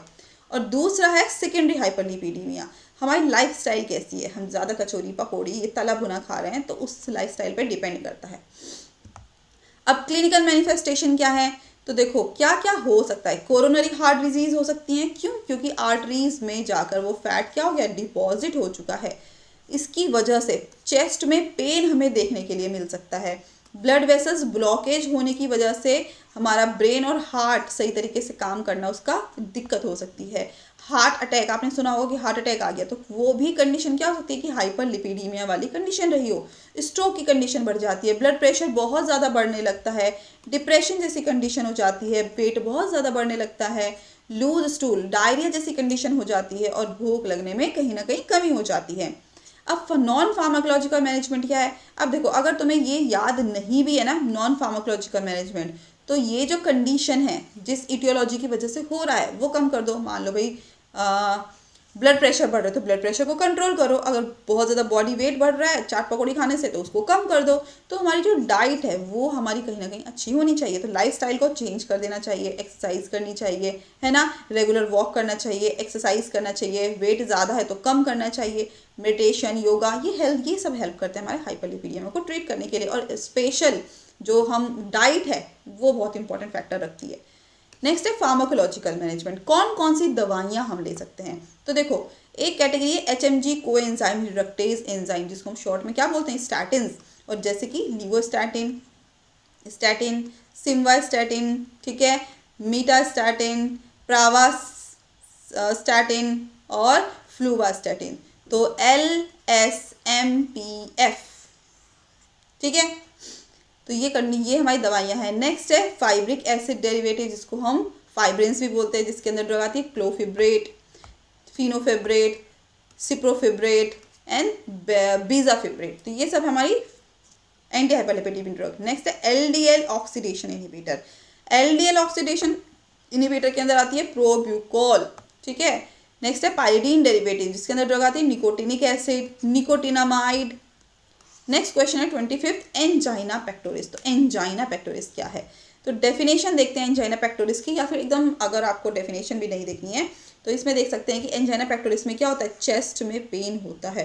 और ये चेस्ट पेन किसकी वजह से हो रहा है? एंजाइना पेक्टोरिस की वजह से हो रहा है। और एंजाइना पेक्टोरिस क्या है? जब हमारे हार्ट में, ठीक है, जब हमारे हार्ट में ब्लड फ्लो कम हो जाता है, ठीक है, हमारे हार्ट में ब्लड जाना कम हो जाता है, उस कंडीशन में एंजाइना पेक्टोरिस होता है, जिसमें चेस्ट पेन होता है। और ये तब होता है जब हमारे हार्ट की मसल को पूरी मात्रा में ऑक्सीजन नहीं मिल पाती। अब ऑक्सीजन कैसे मिलेगी? हार्ट में तो ब्लड जाएगा तभी तो ऑक्सीजन मिलेगी। तो हमारे जो ऑक्सीजन है वो वाला ब्लड नहीं पहुंच पाता है हमारे हार्ट में, वो कंडीशन एंजाइना पेक्टोरिस होती है। अब टाइप्स ऑफ एंजाइना पेक्टोरिस क्या है? स्टेबल, या फिर जिसको हम क्रॉनिक एंजाइना बोलते हैं। और इस टाइप का जो एंजाइना ये तब होता है जब हार्ट पर वर्क लोड ज़्यादा होता है, हार्ट को हमारे ज़्यादा काम करना पड़ रहा है, ठीक है। और यदि पर्सन रेस्ट कंडीशन में भी होता है तब इस टाइप का एंजाइना नहीं होता है। तो स्टेबल एंजाइना, पर्सन रेस्ट की कंडीशन में स्टेबल एंजाइना नहीं होता है। अनस्टेबल एंजाइना दूसरा, यह एंजाइना रेगुलर पैटर्न को फॉलो नहीं करता है, ठीक है, कि रेगुलर पैटर्न मतलब कि उसको ऐसी एंजाइना वाली कंडीशन नहीं हो रही कि दर्द हो रहा है, उसका नहीं हो रहा है। और इस प्रकार का जो एंजाइना रेस्ट कंडीशन में भी आता है। और अनस्टेबल एंजाइना कैसा है कि अगर आप आराम भी कर रहे हो ना तो भी आपको ऐसा एंजाइना पेक्टोरिस जैसी कंडीशन फील होगी, ऐसा लगेगा जैसे दर्द हो रहा है, ठीक है। तो ये अनस्टेबल एंजाइना। और वर्क की कंडीशन में भी होता है कि अगर आप रेस्ट कंडीशन में तो भी और वर्क की कंडीशन में काम कर रहे हैं तो भी कंडीशन बढ़ जाएगी। नेक्स्ट है etiology of angina pectoris. Etiology क्या है? तो कोरोनरी आर्टरी डिजीज होने की वजह से, प्लैग अगर कोरोनरी आर्टरीज में इकट्ठा हो चुका है, फैट बहुत ज़्यादा इकट्ठा हो चुका है तो भी एंजाइना पेक्टोरिस होगा। क्यों? क्योंकि सही तरीके से ब्लड नहीं पहुंच पाएगा। मान लो ये आर्टरीज है, ठीक है, यहाँ पर क्या हो गया? फैट का डिपोजिशन हो गया, प्लैग का डिपोजिशन हो गया, जम गया यहाँ पर प्लैग। अब जो ब्लड, जिस ब्लड को इतना सरफेस एरिया, इतना एरिया मिल रहा था, क्या अब उसको इतना एरिया मिल रहा है? नहीं मिल रहा है। क्यों? क्योंकि यहाँ पर क्या हो गया? प्लैग का डिपोजिशन हो गया है। तो ब्लड के पहुंचने में हार्ट तक क्या हो रही है? कमी हो रही है, ठीक है, जिस वजह से क्या होगा, एंजाइना पेक्टोरिस होगा। और यदि कोरोनरी आर्टरी डिजीज में प्लेक जमा हो जाता है तो एंजाइना पेक्टोरिस हो जाता है और हार्ट की मसल्स को ऑक्सीजन वाला ब्लड नहीं मिल पाता है। ठीक है, कोरोनरी आर्टरीज नैरो होने की वजह से, ये कोरोनरी आर्टरीज है ये पतली होने की वजह से, मान लो ये नॉर्मल इतनी थी, अब क्या हो गई, वो पतली हो गई है, तो भी ब्लड सप्लाई होने में दिक्कत आएगी, इस वजह से भी क्या होगा, एंजाइना पेक्टोरिस हो सकता है। अगर कोरोनरी आर्टरीज में स्पाज्म है, जकड़न है, ऐंठन है, तो भी क्या होगा, एंजाइना पेक्टोरिस जैसी कंडीशन बढ़ जाती है। फिजिकल एक्टिविटी बहुत ज़्यादा कर रहे हैं, ज़रूरत से ज़्यादा एक्सरसाइज हो रही है, तो हार्ट को ज़्यादा काम करना पड़ रहा है, जिस कंडीशन में क्या होगा, एंजाइना पेक्टोरिस होगा। ईटिंग अ हैवी मील, अगर बहुत हैवी मील खा रहे हैं, ज़्यादा खाना खा रहे हैं, ज़्यादा तला भुना खा रहे हैं, तो भी क्या कंडीशन होगी, एंजाइना पेक्टोरिस जैसी कंडीशन हो जाएगी। हाइपरटेंशन होने की वजह से, क्यों, क्योंकि ब्लड वेसल्स क्या हो जाएंगी, हाइपरटेंशन की वजह से जो ब्लड वेसल्स हैं वो थिक हो जाएंगी। ठीक है, जिस कारण हार्ट को ज़्यादा काम करना पड़ेगा, ऑक्सीजन नहीं पहुंच पाएगी हार्ट तक, और उस तरीके से क्या होगा, एंजाइना पेक्टोरिस होने की कंडीशन बढ़ जाती है। नेक्स्ट है pathogenesis of angina. Pathogenesis of angina क्या है, जब आर्टरी पर क्या जमा हो रहा है, आर्टरीज पर प्लेक का डिपोजिशन हो रहा है। ठीक है, तो उससे क्या होगा, कोरोनरी आर्टरी का ब्लॉक होना स्टार्ट हो जाता है, तो कोरोनरी आर्टरी क्या हो जाएंगी, ब्लॉक होना शुरू कर दे, भाई आज तो इतना कम है लेकिन कल और जम जाएगी, और जम जाएगी भाई, और जम जाएगी, जमते जमते ये ब्लॉक हो जाएंगी। ठीक है, ब्लॉक होने के बाद क्या होगा, जो ब्लड है वो सही से पास नहीं हो पाएगा, क्योंकि ये रास्ता तो बंद हो चुका है। अब जब ब्लड जाना रुक जाएगा, उस कंडीशन में क्या होगा, इस्चीमिया होगा। ठीक है, इन्फ्लामेशन कॉज हो जाएगा, और उसके बाद ऑक्सीजन हार्ट तक नहीं पहुंच पाएगा, क्योंकि ऑक्सीजनेटेड जो ब्लड है वो हार्ट तक नहीं पहुंच पा रहा है, इसलिए। और क्या कंडीशन हो जाएगी, हाइपोक्सिया कंडीशन हो जाएगी। हाइपोक्सिया मतलब ऑक्सीजन की कमी, और क्या कंडीशन बन जाएगी, एंजाइना पेक्टोरिस। क्लिनिकल मैनिफेस्टेशन की बात करें तो स्क्वीजिंग हो सकती है, ऐसा लगे जैसे ऐंठन हो रही है। ठीक है, किसी ने हमारे हार्ट को पकड़ के, हमारे दिल को पकड़ के ऐसे दबा दिया हो, ऐसा लगे जैसे जलन हो रही है, बहुत ज़्यादा बर्निंग ऐसा लगेगा। ठीक है, शोल्डर पेन हो सकते हैं, जो बोलते हैं ना कि लेफ्ट साइड वाला शोल्डर दर्द करने लगेगा, उल्टी जैसी कंडीशन हो सकती है, सांस लेने में तकलीफ हो सकती है, और पेट में भी दर्द हो सकता है। अब है नॉन फार्माकोलॉजिकल मैनेजमेंट, तो स्मोकिंग नहीं करना है, स्मोकिंग करने से कंडीशन बढ़ जाएगी, तो स्मोकिंग नहीं करनी है। वेट को कंट्रोल करना है, बहुत ज़्यादा अपने शरीर से ज़्यादा काम नहीं लेना है, बहुत ज़्यादा हैवी वर्क नहीं करना है। ठीक है, हाइपरटेंशन है तो उसको कंट्रोल करना है, ज़्यादा तला भुना खाना नहीं खाना है, अल्कोहल लेते हैं तो बिल्कुल नहीं लेना है, फ्रूट को ज़्यादा लेना है, फाइबर ज़्यादा लेने हैं, ग्रीन वेजिटेबल्स ज़्यादा लेने हैं, जिससे हमारे बॉडी का जो HDL लेवल है वो ज़्यादा बढ़े, और ज़्यादा HDL बढ़ने से क्या होगा, ये कंडीशन कहीं ना कहीं कम हो जाएगी। नेक्स्ट है फार्माकोलॉजिकल मैनेजमेंट, तो फार्माकोलॉजिकल मैनेजमेंट में हम नाइट्रेट्स ले सकते हैं, जैसे कि नाइट्रोग्लिसरीन है, आइसोसोर्बाइड डाइनाइट्रेट है, बीटा ब्लॉकर्स हैं जैसे कि एटिनोलॉल है, प्रोपेनोलॉल है, कैल्शियम चैनल ब्लॉकर्स हैं जैसे कि amlodipine, nifedipine, verapamil, diltiazem, thrombolytic drugs हैं जैसे कि स्टेप्टोकाइनेज है, यूरोकाइनेज है। ठीक है, चलिए नेक्स्ट क्वेश्चन है, क्वेश्चन नंबर 26, एस्थमा। एस्थमा क्या है, आपने सुना होगा ना, अस्थमा हो गया, तो एस्थमा, तो word asthma is Greek origin, तो कहाँ से मिला है हमें, ग्रीक से मिला है, जिसका मतलब होता है फेंटिंग। ठीक है, तो हिपोक्रेट्स ने अस्थमा को डिफाइन किया था, तो ध्यान रखना, अस्थमा को हिपोक्रेट्स ने डिफाइन किया था और बताया था कि episodic shortness of breath. Episodic मतलब ऐसा नहीं है हमेशा ही हमें ऐसा लगेगा कि सांस लेने में तकलीफ हो रही है, एपिसोडिक है, एकदम से हमें ऐसा लगेगा, कुछ कुछ हिस्सों में, कुछ कुछ कभी कभी एपिसोड्स में हमें लगेगा कि हो सकता है अभी 3 घंटे बाद हमें ऐसा अटैक पड़ जाए, तो शॉर्टनेस ऑफ ब्रेथ, सांस लेने में दिक्कत आएगी, और ये एपिसोडिक है। और एस्थमा क्या है, क्रॉनिक इन्फ्लामेटरी डिजीज है, क्रॉनिक मतलब घातक इन्फ्लामेटरी डिजीज है, जिसमें क्या होता है, जो हमारे लंग्स है, लंग्स का काम होता है सांस लाना और उसको छोड़ना, तो सांस लेने में कहीं ना कहीं प्रॉब्लम आ जाती है, सांस लेने में डिफ़िकल्टी होती है, डिफ़िकल्टी इन वीजिंग। ठीक है, खरखर जैसी आवाज़ आती है, ऐसा लगेगा जैसे कुछ रुक गया है, ऐसा लगेगा किसी ने चेस्ट को ऐसे बहुत जकड़ा जकड़ा सा लगता है, और कफिंग, एयरवेज ऑब्स्ट्रक्शन होता है, तो कफ आने में हम बोलते हैं ना कि जब हमारे गले में कुछ अटकता है हम करते हैं और सही हो जाता है, तो वो उसमें दिक्कत आती है कि ऐसा लगता है कुछ अटक गया है, लेकिन बाहर उगलने में वो दिक्कत आती है। टाइप्स ऑफ अस्थमा की बात करें तो on the basis of source of stimulise, कि कौन कौन से स्टिमुलाइज हैं, किस किस की वजह से अस्थमा होने की कंडीशन बढ़ जाती है। तो देखो on the basis of source के बेसिस पे देखा जाए तो एक्सट्रिंसिक अस्थमा होता है, जो कि किससे हो रहा है, एलर्जिक कंडीशन से। एलर्जिक मतलब जो बहुत सारे लोगों को क्या होती है, धूल से एलर्जी होती है ना, ठंडे वेदर से एलर्जी होती है। तो इस टाइप का जो अस्थमा है वो चाइल्डहुड में, जब बचपन होता है, बचपने में ज़्यादा होता है। और यह बाहर के लिए जो लिए गए फूड है, जब बाहर से हम खाना खा रहे हैं, प्रोटीन ले रहे हैं, ठीक है, या इन्वायरमेंट में जो बैक्टीरिया प्रेजेंट हैं, वायरस प्रेजेंट हैं, उसकी वजह से हमें एलर्जी हो रही है और उसकी वजह से अस्थमा हो रहा है। नेक्स्ट है इंट्रिंसिक अस्थमा, जो कि नॉन एलर्जिक है। नॉन एलर्जिक मतलब जब हम 40 के आसपास पहुंच गए हैं, तब इस टाइप की हमें कंडीशन, अस्थमा की कंडीशन देखी जाती है। और ये क्या, ऑटोमेटिक बॉडी के रिस्पॉन्स के कारण होती है। हमारा बॉडी का जो इम्यून है वो कहीं ना कहीं इतना वीक हो चुका है कि अब वो अस्थमा की कंडीशन उसमें बढ़ रही है। एक होता है मिक्स्ड एस्थमा, और मिक्स्ड एस्थमा क्या होता है, यह एलर्जिक और नॉन एलर्जिक दोनों प्रकार का मिक्स्ड होता है। और इस कंडीशन में most common form of asthma, और यही कंडीशन जो है मोस्ट कॉमन एस्थमा की कंडीशन है, जो आजकल ज़्यादा देखी जाती है। ठीक है, कि एलर्जिक भी हो सकता है और नॉन एलर्जिक, दोनों एक साथ भी हो सकती हैं। अब on the basis of duration के बेसिस पे देखा जाए तो एक्यूट अस्थमा होता है। ठीक है, और एक्यूट अस्थमा सडन इन ऑनसेट होता है, कि एकदम से आया, हुआ नहीं लेकिन एकदम से आ गया। और किसी को अचानक बहुत सर्दी हो जाना, अचानक सांस लेने में प्रॉब्लम आ जाना, जैसे कि कफ बहुत ज़्यादा बढ़ जाना, ठीक है, सांस लेने में तकलीफ होना, चेस्ट में टाइटनेस होना, ये सब हमें इसमें कंडीशन में देखा जाता है एक्यूट अस्थमा। दूसरा है क्रॉनिक अस्थमा।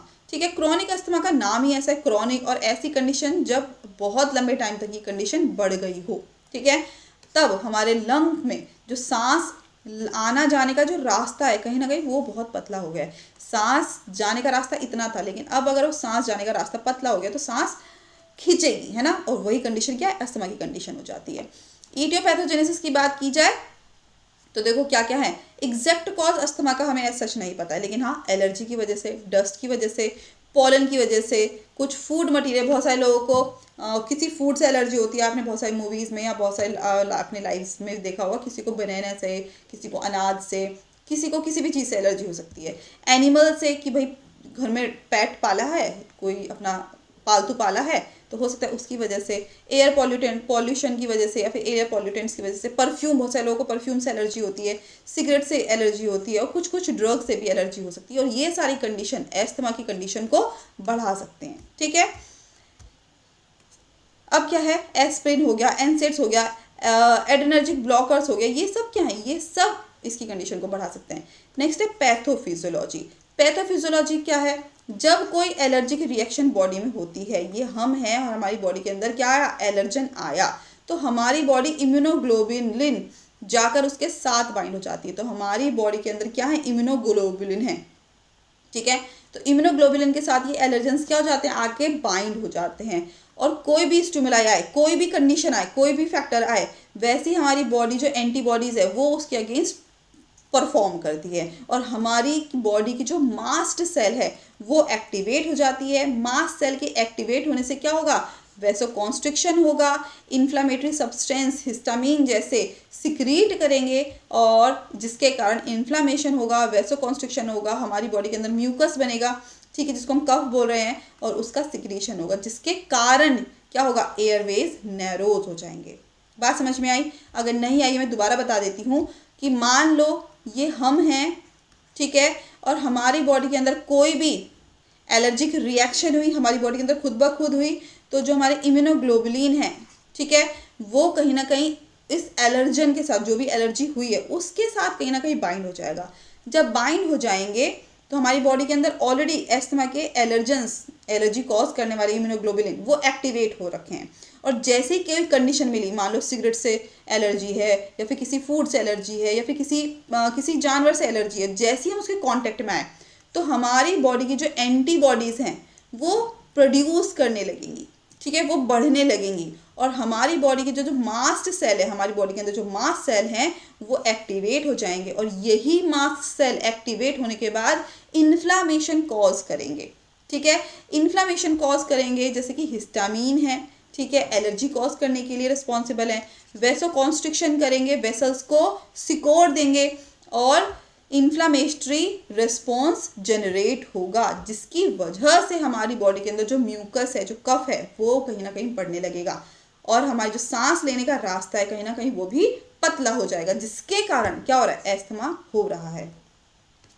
सिम्टम्स की बात करें तो सांस लेने में तकलीफ होती है, ठीक है, और सांस जिस टाइम लेंगे उस टाइम सांस में ऐसी आएगी, आवाज़ आएगी, आवाज़ मतलब खरखर की आवाज़ आएगी, सांस छोड़ने में प्रॉब्लम होगी, ठीक है, ड्राई कफ होने लगेगा, कि कफ हो रहा है लेकिन उसके साथ कुछ स्पूटम या कुछ नहीं आ रहा है, ठीक है, स्वेटिंग होगी, बहुत ज़्यादा पसीना, खांसी, नींद ना आना, ऐसी कंडीशन देखी जाएगी, चेस्ट में पेन, ऐसी कंडीशन हमें देखी जाएगी। अब हम बात करते हैं नॉन फार्माकोलॉजिकल ट्रीटमेंट की। तो नॉन फार्माकोलॉजिकल ट्रीटमेंट में क्या होगा, हमें स्मोकिंग से दूर रहना है, जो एलर्जी अगर हमें किसी प्लांट से, फूड से, डस्ट से है तो उससे हमें दूर रहना, अवॉइड करना है, ज़्यादा कोल्ड कंडीशन में हमें नहीं रहना है, चेंज करना है अपना वेदर, और इमरजेंसी ऑक्सीजन थेरेपी की व्यवस्था हमेशा रखनी है, ठीक है। नेक्स्ट है फार्माकोलॉजिकल ट्रीटमेंट। तो फार्माकोलॉजिकल ट्रीटमेंट क्या है, ब्रोंकोडाइलेटर, ऐसी ड्रग्स जो कि ब्रोंकस को, जो हमारा ब्रोंकस में, हाँ, जो हमारा लंग्स के ऊपर वाला जो पार्ट है ब्रोंकस, ठीक है, उस पार्ट को डायलेट करने वाली ड्रग हम यूज़ कर सकते हैं, ठीक है, ताकि जो एस्थमा के सिम्टम्स है वो कहीं ना कहीं दूर हो सके और मसल्स जो है ब्रोंकस की वो रिलैक्स हो सकें। जैसे साल्ब्यूटामॉल है, टर्ब्यूटालिन है, थियोफाइलिन है। नेक्स्ट ल्यूकोट्राइन एंटागनिस्ट है, जैसे कि मोन्टेल्यूकास्ट है, ठीक है, जाफिरल्यूकास्ट है। मास्ट सेल स्टेबलाइजर्स जैसे कि डोटीफेन हुआ, ठीक। नेक्स्ट है क्वेश्चन नंबर 27, जिसमें हमें पढ़ना है डायबिटीज़, और डायबिटीज़ भी बहुत इंपॉर्टेंट क्वेश्चन है। आप कहेंगे मैम आप तो सारे ही क्वेश्चन सही बता रही हैं कि सारे ही क्वेश्चन बहुत इंपॉर्टेंट है, तो बिल्कुल हैं, ठीक है, जो भी क्वेश्चन कराए जा रहे हैं इस क्लास में वो सभी बहुत इंपॉर्टेंट है। तो डायबिटीज़ क्या है, हमें सुना होगा कि हमारे ब्लड के अंदर ग्लूकोज का लेवल बढ़ चुका है, जिसमें आपको मीठा नहीं खाना है, फीकी चाय पीनी है, कोई मिठाई, कोई शुगर आपको नहीं लेना है, वही डायबिटीज़ है। तो डायबिटीज़ एक प्रकार का ऐसा क्रॉनिक मेटाबॉलिक डिसऑर्डर है जिसमें हमारे ब्लड में ग्लूकोज का लेवल बहुत ज़्यादा बढ़ जाता है, और अकॉर्डिंग टू WHO, अगर आप एग्जाम में ये लिख रहे हैं ना अकॉर्डिंग टू WHO, तो आगे जो डेफिनेशन लिखी है ना उसको हु ब हु, वर्ड टू वर्ड, शब्द ब शब्द आपको ऐसा ही लिखना है। तो according to WHO diabetes mellitus एक हेट्रोजीनियस मेटाबॉलिक डिसऑर्डर है जो कि कार्बोहाइड्रेट के डिस्टर्बेंस के कारण होती है। तो कब हो रहा है, जब कार्बोहाइड्रेट सही से मेटाबोलाइज्ड नहीं हो रहा है, और इस कंडीशन को क्या बोलते हैं, हाइपरग्लाइसीमिया भी बोलते हैं। ब्लड में ग्लूकोज लेवल बढ़ जाना हाइपरग्लाइसीमिया कहलाया जाता है। तो टाइप ऑफ डायबिटीज़ कितने टाइप की हैं, 3 टाइप की है, टाइप 1, टाइप 2 और टाइप 3। टाइप 1 की बात करें तो टाइप 1 डायबिटीज़ मेलाइटस, इसको हम क्या बोलते हैं, insulin dependent diabetes mellitus. Insulin dependent क्योंकि इस टाइप में जो है वो इंसुलिन की मात्रा बॉडी में कम होने लगती है। और इंसुलिन कहाँ से रिलीज होता है, मुझे जल्दी से कमेंट सेक्शन में कमेंट करके बताओ कि इंसुलिन कौन सा बॉडी का कौन सा ऑर्गन रिलीज करता है, ठीक है। तो इस टाइप में जो इंसुलिन की क्वांटिटी है वो बॉडी के अंदर कम हो जाती है, और इस टाइप में इंसुलिन को बाहर से लेना पड़ता है। आपने अगर मूवीज़ देखी या फिर आपके आसपास कोई पेशेंट है ऐसा जो कि टाइप 1 डायबिटिक है, तो वो इंसुलिन के रेगुलर इंजेक्शन लेता होगा। और इस प्रकार की डायबिटिक जेनेटिक होती है। हम बोलते हैं ना कि यार मुझे तो था नहीं डायबिटीज़, लेकिन पता नहीं कहाँ से है। तो हो सकता है कहीं पेरेंट को, कहीं अपने परिवार में किसी को हुआ हो, तो हो सकता है जीन्स में मिल गया हो। और इसमें जो बीटा सेल्स हैं वो डिस्ट्रॉय हो जाते हैं और इंसुलिन का सिक्रीशन नहीं हो पाता है। बीटा सेल्स ऑफ लैंगरहैंस, ठीक है। और लैंगरहैंस सेल्स कहाँ पर प्रेजेंट है, कमेंट करके बताया आप लोगों ने। चलिए नहीं पता है तो मैं बता देती हूँ, पैनक्रियाज, ठीक है, पेनक्रियाज। तो पेनक्रियाज इंसुलिन रिलीज करता है, और 30 ईयर के नीचे यंग चिल्ड्रन में ये कंडीशन होती है। तो टाइप 1 डायबिटीज़ 30 ईयर से पहले जो बच्चे नहीं कह सकते, 30 ईयर से जो पहले हैं उनको ये कंडीशन हो जाती है। अब बात करते हैं टाइप 2 डायबिटीज़ मेलाइटस। तो टाइप 2 डायबिटीज़ मेलाइटस क्या है, it is also known as non insulin dependent, कि इंसुलिन डिपेंडेंट नहीं है डायबिटीज़ मेलाइटस। इसमें क्या हो रहा है, हमारी बॉडी में इंसुलिन की कमी नहीं होती है। इंसुलिन तो कम नहीं है, लेकिन इंसुलिन का जो यूटिलाइजेशन है, जो इंसुलिन को जो काम करना है, जो इंसुलिन यूज हो रहा है ग्लूकोज को कम करने के लिए, वो कहीं ना कहीं अफेक्ट हो जाता है, वो कहीं ना कहीं गड़बड़ा जाता है। और 40 ईयर्स से जो ऊपर के जो पेशेंट है उनमें ज़्यादातर ये कंडीशन देखी जाती है। अब तीसरा टाइप है गेस्टेशनल डायबिटीज़। गेस्टेशनल डायबिटीज़ मतलब ये टाइप की जो डायबिटीज़ है वो तब होती है जब प्रेगनेंसी के दौरान होती है, कि कोई महिला, कोई फीमेल प्रेग्नेंट है, तो उस कंडीशन में कि जब तक वो प्रेग्नेंट है तब तक उसका जो शुगर है वो लेवल बढ़ा रहेगा, और जब प्रेगनेंसी वो डिलीवर कर देगी बेबी, उसके बाद वो कंडीशन ट्रीट हो जाती है। तो इस कंडीशन को बोलते हैं गेस्टेशनल डायबिटीज़। और ये परमानेंटली नहीं होती है, टेम्परेरी टाइप होती है, कि ठीक है जब तक बच्चा डिलीवर नहीं हो रहा है तब तक वो डायबिटीज़ की कंडीशन में रहेगी। गेस्टेशन जब तक उसकी गेस्टेशन पीरियड है तब तक वो रहेगी, और गेस्टेशन पीरियड के बाद वो कंडीशन ट्रीट हो जाएगी। पैथोजेनेसिस की बात करें तो टाइप 1 डायबिटीज़ मेलाइटिस की तो हमारा क्या है भाई, जेनेटिक फैक्टर है, अनुवांशिक है। दूसरा ऑटो इम्यून फैक्टर है, ठीक है। डायबिटीज़ मेलाइटिस क्या है, ऑटो इम्यून सिस्टम एक्टिवेट हो जाता है इसमें, और जो बीटा सेल्स है वो कहीं ना कहीं डिस्ट्रॉय होना शुरू हो जाते हैं, जिसकी वजह से इंसुलिन का सिक्रीशन कहीं ना कहीं बॉडी के अंदर कम हो जाता है और डायबिटीज़ टाइप 1 हो जाती है। नेक्स्ट है type 2 diabetes mellitus. Type 2 diabetes mellitus क्या है हमारा, जेनेटिक भी होता है, और इस कंडीशन में अगर एक ट्विन को है, अगर एक बच्चे को है तो दूसरे ट्विन को डायबिटीज़ होने के कम चांसेस होते हैं। तो कहने का मतलब है कि अगर 2 बच्चे हैं, ठीक है, अगर 2 बच्चे हैं तो 2 बच्चों में से किसी एक बच्चे को डायबिटीज़ होगी और दूसरे बच्चे को नहीं होगी। और डायबिटीज़ पेरेंट को है तो 50% चांसेस हैं कि उनके बच्चों को डायबिटीज़ होगी। और कॉन्स्टिट्यूशनल फैक्टर है जिसके अंदर ओबेसिटी आती है, हाइपरटेंशन आता है, बहुत ज़्यादा मोटापा बढ़ने की वजह से भी डायबिटीज़ हो जाती है, हाइपरटेंशन होने की वजह से डायबिटीज़ होती है। और तीसरा है गेस्टेशनल डायबिटीज़। गेस्टेशनल डायबिटीज़ का मतलब है कि डायबिटीज़ वही देखो, जो फीमेल है जब वो प्रेग्नेंट है, जब उसके अंदर बेबी है, तो हॉर्मोन्स का बहुत ज़्यादा उलटफेर होना लगता है, हॉर्मोन्स बहुत ज़्यादा चेंज होने लगते हैं, और उसी हॉर्मोन्स चेंज होने की वजह से डायबिटीज़ होने की कंडीशन बढ़ जाती है। तो हार्मोन सेल की इंसुलिन के प्रति सेंसिटिविटी को कम कर देते हैं। तो जो हार्मोन्स बहुत ज़्यादा बढ़ रहे हैं ना, जिस टाइम गेस्टेशन पीरियड चल रहा है उस टाइम इंसुलिन के प्रति जो सेंसिटिविटी है बॉडी की, वो कहीं ना कहीं कम हो जाती है, और इसी कारण रेजिस्टेंस डेवलप हो जाता है। कहने का मतलब है गेस्टेशनल डायबिटीज़ होने के चांसेस बढ़ जाते हैं। अब बात करते हैं फिजियोलॉजी की। तो फिजियोलॉजी क्या है, एबनॉर्मल इंसुलिन सेंसिटिविटी अगर हुई है तो क्या होगा, हाइपर इंसुलिनीमिया होगा।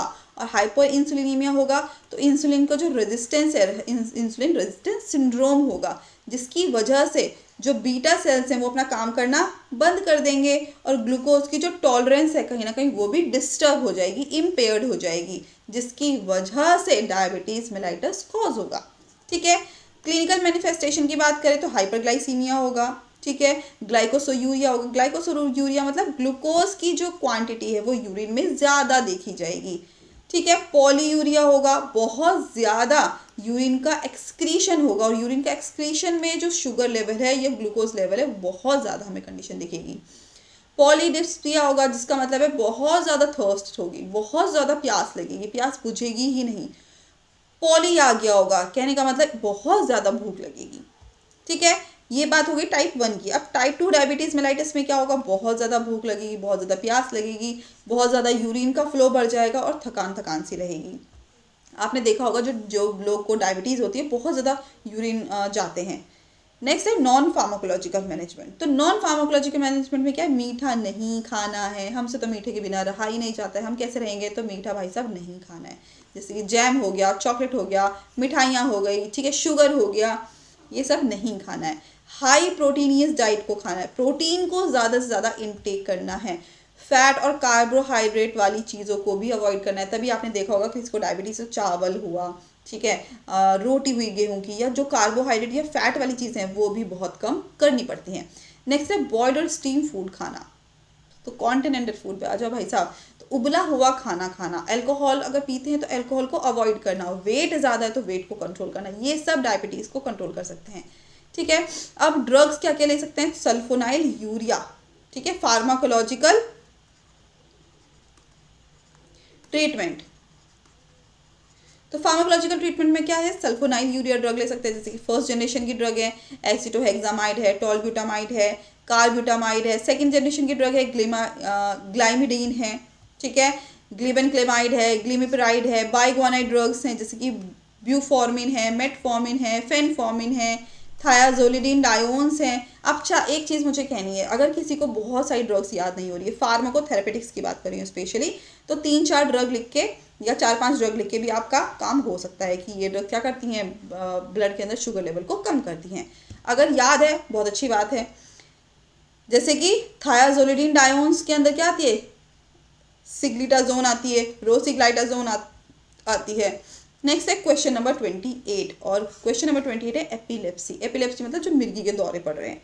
तो एपिलेप्सी क्या है, ये भी ग्रीक वर्ड से आया जिसका मतलब है एपिलेप्सिया, ठीक है। इसका मतलब होता है टू सीज। टू सीज मतलब एकदम से रुक जाना, और सबसे पहले हिपोक्रेट्स के द्वारा इस टर्म को यूज़ किया गया था। और ये क्या है, एक ब्रेन का डिसऑर्डर, एक ब्रेन की ऐसी कंडीशन है जब मिर्गी के दौरे पड़ रहे हैं। तो डेफिनेशन क्या है, एपिलेप्सी में अचानक से ब्रेन के अंदर इलेक्ट्रिक डिस्चार्ज होता है। ब्रेन के अंदर हमारे बहुत सारे सिग्नल्स घूमते हैं ना, तो एकदम से बहुत ज़्यादा क्या होगा, इलेक्ट्रिक डिस्चार्ज होगा, बहुत ज़्यादा न्यूरोट्रांसमीटर्स जो हैं वो अपना काम करना शुरू कर देंगे, और एबनॉर्मल करंट जनरेट होने लगा, एबनॉर्मल इम्पल्स हमें मिलने लगेगी। फिर बॉडी के जो सेंसेशंस हैं वो ख़त्म हो जाएंगी, जो बॉडी जो फील कर रही है वो ख़त्म हो जाएंगी, और हमारा जो बिहेव है वो कहीं ना कहीं चेंज हो जाएगा, जिससे हम क्या बोल रहे हैं, एपिलेप्सी बोलते हैं। आपने देखा होगा एपिलेप्सी अगर हुई है तो बहुत ज़्यादा कोई अपनी बॉडी को बहुत ज़्यादा मूव करने लगता है, बहुत ज़्यादा कोई चिल्लाने लगता है, बहुत ज़्यादा कोई एक तरफ देखने लगता है ना, किसी को बहुत सारी चीज़ें याद नहीं होती, ये सब क्या है, एपिलेप्सी वाली कंडीशन है। नेक्स्ट है सीजर। सीजर भी हमारे एपिलेप्सी का ही पार्ट है, लेकिन सीजर क्या है, वो इलेक्ट्रिकल डिस्टर्बेंस है, जो हमारे ब्रेन के अंदर न्यूरोट्रांसमीटर्स घूम रहे हैं उनमें कहीं ना कहीं डिस्टर्बेंस हो रहा है, जिसके कारण जो कॉन्शियसनेस है, जो हमारी जागृति, हमें याद होना, जैसे मैंने कहा कि अच्छा मैं चिल्लाया था क्या, मुझे तो नहीं पता। तो वो जो चीज़ है कि जो हमारी जागृति, जो हमें याद, वो टाइम जो हुआ वो हमें याद नहीं रहता है, तो कॉन्शियसनेस, हमारी जागृति जो है वो कहीं ना कहीं ख़त्म हो जाती है, और मूवमेंट डिस्टर्ब हो जाते हैं। मूवमेंट मतलब हम बहुत तेज से चिल्लाएंगे, हम हाथ पैर मारेंगे, वो क्या सीजर वाली कंडीशन है। और यह न्यूरॉन्स ऑफ हाइपर एक्टिविटी के कारण हो रहा है। जब हमारे न्यूरॉन्स के अंदर बहुत ज़्यादा एक्टिविटी हमें देखी जाती है तो सीजर अटैक आते हैं। और ये जो एपिसोड्स है कम से कम 2 से 5 मिनट तक होते हैं, उसके बाद या तो याद रहता है चीज़ों के बारे में, या तो वो बेहोश हो जाएगा, या तो उसे कुछ भी याद नहीं रहेगा। तो सीजर 2 से 5 मिनट में ठीक हो जाता है, और इसके कारण सर में दर्द रहेगा, उसे कन्फ्यूज़न रहेगा, अच्छा क्या हुआ था, ठीक है, उसे थकान सी लगेगी, तो फटीग जैसी कंडीशन दिखेगी। अब बात करते हैं टाइप्स ऑफ एपिलेप्सी। तो कौन कौन से टाइप्स है एपिलेप्सी के, तो 2 मेन टाइप्स हैं। कौन कौन सा, पार्शियल सीजर जिसको हम फोकल सीजर बोलते हैं, और दूसरा जनरलाइज्ड सीजर। 2 टाइप के हैं। पार्शियल सीजर का मतलब क्या है, पार्शियल सीजर पूरे ब्रेन में नहीं होता, तो कहने का मतलब हमारा पूरा ब्रेन इसमें इंक्लूड नहीं होता है, यह सीजर ब्रेन के लोकल एरिया में होता है कि कुछ पार्ट में होता है, और जनरलाइज सीजर हमारे पूरे के पूरे ब्रेन को कंट्रोल कर लेते हैं, और तब ये एपिलेप्सी अटैक पड़ते हैं। इटियोलॉजी की बात करें तो एग्जैक्ट कारण हमें एपिलेप्सी का अब तक नहीं पता है, लेकिन ज़्यादातर कॉमन जो कारण है वो seizures are caused by the following. कौन कौन से कारण हैं, हेड ट्रॉमा, तो ट्रॉमा की वजह से हो सकता है, कोई अचानक से कोई एक्सीडेंट हुआ हो, किसी प्रकार के एक्सीडेंट होने के कारण ब्रेन में इंजरी होने की वजह से, ठीक है, ब्रेन कंडीशन होने की वजह से, कि ब्रेन का जो काम करने का तरीका है वो खराब होने की वजह से, और किसी प्रकार का ट्यूमर होने की वजह से भी, कोई इन्फेक्शियस डिजीज़ है कि कोई डिजीज़ हुई जिसने हमारे दिमाग पर असर डाला, ठीक है, जैसे कि एड्स हो गया, या फिर कोई और खतरनाक बीमारी हो जिसकी वजह से हमारे ब्रेन ने काम करना बहुत कम कर दिया, इसकी वजह से। डेवलपमेंट डिसऑर्डर है, तो डेवलपमेंट डिसऑर्डर मतलब जैसे कि ब्रेन के अंदर ट्यूमर हो गया, या फिर क्रैनियल सर्जरी है, जो हमारे क्रैनियल नर्व्स हैं वो कहीं ना कहीं उसकी सर्जरी हुई है, तो इंसान क्या होगा, बहुत ज़्यादा सीजर अटैक आने लगेंगे। मेटाबॉलिक डिसऑर्डर होने की वजह से, ठीक है, बहुत ज़्यादा हमारे ब्रेन के अंदर ड्रग्स की, ये दुगरत लिखा हुआ है, ड्रग्स है, ठीक है, ड्रग्स की बहुत ज़्यादा टॉक्सिसिटी होने की वजह से, कि हमने ऐसी दवाइयाँ खा ली हो जिसका असर हमारे दिमाग पर पड़ता हो, और दिमाग ने मिर्गी के दौरे अटैक करने के लिए रिस्पॉन्सिबल हो गया हो। सीएनएस में अगर किसी तरीके का इन्फेक्शन है तो ऐसी कंडीशन होने के चांसेस बढ़ जाते हैं। नेक्स्ट है पैथोफिजियोलॉजी। पैथोफिजियोलॉजी क्या है, इसमें न्यूरॉन्स की हाइपर एक्साइटेबिलिटी हो जाती है। तो जो हमारे ब्रेन के अंदर जो न्यूरॉन्स है, मैंने बताया था आपको एक बार न्यूरॉन्स, तो ये जो न्यूरॉन्स है इसमें बहुत ज़्यादा एक्टिविटी हमें बहुत ज़्यादा देखने के लिए मिलती है एपिलेप्सी में। और इसके कारण क्या होगा, जो पार्शियल डीपोलराइजेशन है, जो हाई वोल्टेज इलेक्ट्रिकल डिस्चार्ज है, वो कहीं ना कहीं होने लगता है। कहने का मतलब है जब ओवर एक्साइटेशन हो रहा है, जब न्यूरॉन्स अपना बहुत ज़्यादा तेज़ी से काम कर रहे हैं, तो बहुत ज़्यादा करंट मिल रहा है हमारे ब्रेन को, जिसकी वजह से इलेक्ट्रिकल डिस्चार्ज बढ़ रहा है और इसी वजह से डीपोलराइजेशन का कारण बनता है। डीपोलराइजेशन ज़्यादा होगा तो इम्पल्स कंडक्शन ज़्यादा होगा और इसी के कारण जो हमारे ब्रेन के अंदर जो केमिकल्स है, जिनको हम न्यूरोट्रांसमीटर्स बोलते हैं, वो कहीं ना कहीं स्टिमुलेट होंगे, वो कहीं ना कहीं बहुत ज़्यादा बढ़ जाएंगे। और इस कारण स्टिमुलेट होने की वजह से न्यूरोट्रांसमीटर्स एक्साइटेशन कॉज होगा और इनहिबिटरी न्यूरोट्रांसमीटर इनबैलेंस हो जाएंगे। देखो, हमारे ब्रेन के अंदर दो तरीके की एक्टिविटी होती है, एक्साइटेटरी और इनहिबिटरी। एक्साइटेशन हमारे ब्रेन को रिस्पॉन्स देती है और ये ज़्यादा से ज़्यादा रिस्पॉन्स ज़्यादा ना हो जाए, उसको इनहिबिटरी न्यूरोट्रांसमीटर्स बैलेंस करते हैं। ठीक है, बहुत ज़्यादा कम ना हो जाए तो दोबारा से एक्साइटेटरी न्यूरोट्रांसमीटर्स एक्टिवेट होते हैं। तो ब्रेन हमारा इस तरीके से काम करता है। लेकिन क्या हो रहा है, एपिलेप्सी में जो एक्साइटेटरी न्यूरोट्रांसमीटर्स हैं वो बढ़ जाते हैं, इनका बहुत ज़्यादा हमें रेस्पॉन्स देखने के लिए मिलता है। और इस कंडीशन में जो एक्साइटेटरी और इनहिबिटरी न्यूरोट्रांसमीटर है, दोनों के अंदर जो बैलेंस है वो कहीं ना कहीं डिस्टर्ब हो जाता है और इसी कारण क्या होगा, इलेक्ट्रिकल डिस्चार्ज बढ़ जाएगा, जिसके कारण क्या हो रही है, एपिलेप्सी हो रही है। क्लिनिकल मैनिफेस्टेशन की बात करें तो कन्फ्यूज़न देखने के लिए मिलेगा, हमारी जो कॉन्शियसनेस है, जो जागृति है, वो कहीं ना कहीं हमें कम देखने के लिए मिलेगी, फीवर हो जाएगा, एंजाइटी हो जाएगी, ठीक है, बहुत ज़्यादा मेंटल कन्फ्यूज़न होगा, हमें समझ नहीं आएगा सही गलत क्या है, ठीक है, कंक्लूजन नहीं कर पाएंगे किसी भी तरीके का। ट्रीटमेंट की बात करें तो नॉन फार्माकोलॉजिकल ट्रीटमेंट में फिजिकल एक्टिविटी बढ़ानी पड़ेगी, जो सोडियम आयंस की डाइट है, जो सोडियम आयन है उसको कम करना पड़ेगा, मतलब नमक कम करना पड़ेगा, सोडियम से रिलेटेड जो कंटेंट है खाना है वो भी कम करना पड़ेगा। क्यों? क्योंकि डीपोलराइजेशन कॉज करेगा, एक्साइटेशन करेगा और ज़्यादा एक्साइटेशन मतलब और ज़्यादा खतरनाक कंडीशन, इसलिए सोडियम को कम करना पड़ेगा। वेट रिड्यूस करना पड़ेगा, स्मोकिंग को अवॉइड करना पड़ेगा, अल्कोहल को अवॉइड करना पड़ेगा, लाइफस्टाइल चेंज करनी पड़ेगी। ठीक है, नेक्स्ट है pharmacological treatment, carbamazepine, diazepam, ethosuximide, phenytoin, phenobarbital, valproic acid, ये सब दवाइयाँ हैं, ये सब ड्रग हैं जो कि फार्माकोलॉजिकल ट्रीटमेंट है एपिलेप्सी का। नेक्स्ट क्वेश्चन है 29 क्वेश्चन, पार्किंसंस डिजीज। और पार्किंसंस डिजीज देखो नीचे क्या लिखा है, कभी ना ठीक होने वाली बीमारी। तो पार्किंसंस डिजीज एक न्यूरो डीजेनरेटिव प्रोग्रेसिव डिजीज है। कहने का मतलब है हमारे ब्रेन के अंदर ऐसी डिजीज है जो कि कभी ठीक नहीं हो सकती है, लेकिन ये कंडीशन बस बढ़ती धीरे धीरे बढ़ती चली जाती है और ये क्रॉनिक न्यूरोलॉजिकल डिसऑर्डर है। और इस कंडीशन में हमारा ब्रेन में एक पार्ट प्रेजेंट होता है जिसे हम सबस्टेंशिया नाइग्रा बोलते हैं। तो सबस्टेंशिया नाइग्रा जो हमारे ब्रेन में सबस्टेंशिया नाइग्रा है वो उसमें कहीं ना कहीं अफेक्ट होता है, जो कि डोपामीन के सिक्रीशन के लिए रिस्पॉन्सिबल है। और देखो पार्किंसंस डिजीज में जो डोपामीन है उसका सिक्रीशन कहीं ना कहीं कम होने लगता है। तो डोपामीन के सिक्रीशन के लिए रिस्पॉन्सिबल है हमारा सबस्टेंशिया नाइग्रा और डोपामीन मूवमेंट करने का वर्क करते हैं हमारे सबस्टेंशिया नाइग्रा।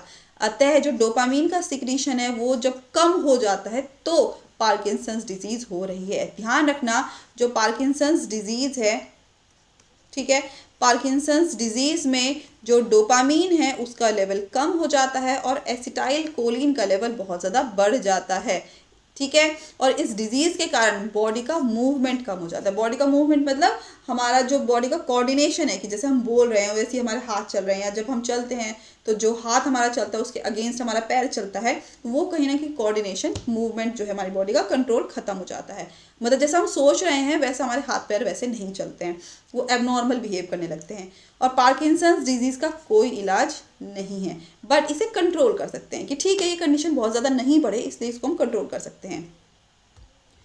इडियोपैथोजेनेसिस की बात करें तो पार्किंसंस डिजीज़ का कारण है कि ब्रेन से नर्व सेल, या जिसको हम न्यूरॉन्स बोलते हैं, उसका ब्रेक डाउन या फिर उसका डाई होना।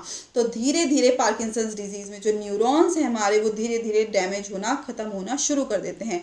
और केमिकल मैसेंजर जो हमारे डोपामीन है उसको जो प्रोड्यूस कर रहे हैं वो सेल भी रिड्यूस हो जाते हैं। तो डोपामीन कम हो जाता है। और पार्किंसंस जो डिजीज़ है इसके होने के जो कारण है वो हमें पता नहीं है, ठीक है। हमें ये पता है कि डोपामीन कम हो रहा है, लेकिन क्यों हो रहा है सब्सटेंशिया नाइग्रा में कुछ पार्ट में कुछ हो सकता है, कुछ इम्बैलेंस हो गया उसकी वजह से हो, लेकिन अननोन, पर्टिकुलर रीज़न हमें नहीं पता।